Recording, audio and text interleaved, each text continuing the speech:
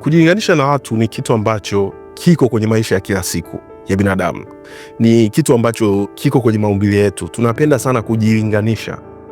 Haujioni bora kama haujajilinganisha na mwingine, hata kama nyote ni wabovu.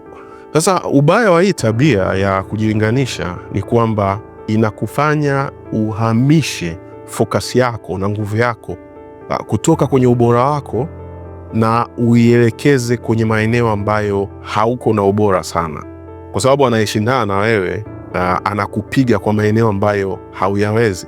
Na njia ya kulishinda hili ni moja tu, iko kwenye hayo maumbile ambayo Mwenyezi Mungu ametupa. Tunajilinganisha sana na watu wengine kwa upande mmoja, lakini kwa upande mwingine tumeumbiwa uwezo wa kubadilika, na uwezo wa kubadilika unafanya kazi kwa namna mbili. Unafanya kazi kwa uwezo mwingine ambao tumepewa wa kujifunza, na uwezo wa pili ambao ni uwezo wa kusahau. Kwenye kujifunza iko hivi, ukiangalia ulivyokuwa leo utagundua kwamba jana na juzi haukuwa hivyo. Jana ulikuwa bora kuliko juzi, leo uko bora kuliko jana.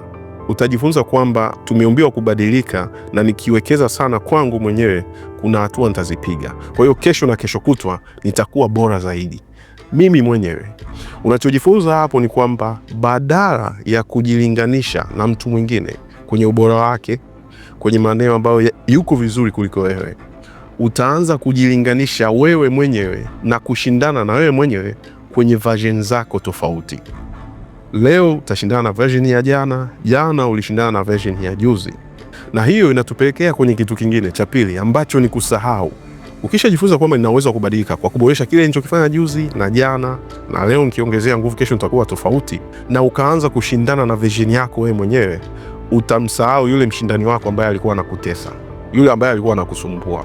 Utamweka pembeni na utagundua kwamba kinachokupa hatua, kinachokupa matokeo ni kushindana na version yako mwenyewe, ni kutafuta ubora zaidi kwako wewe mwenyewe kuliko kutafuta kwa watu wengine. Na mwisho wa siku utakuwa huru, utaacha haya maisha ya kupenda sana kujilinganisha, kwa sababu mshindani mkubwa ni wewe mwenyewe. Mshindani wako mkubwa ni wewe mwenyewe, na mtu wa kwanza anayekufelisha kwa namna yoyote ile ni wewe mwenyewe.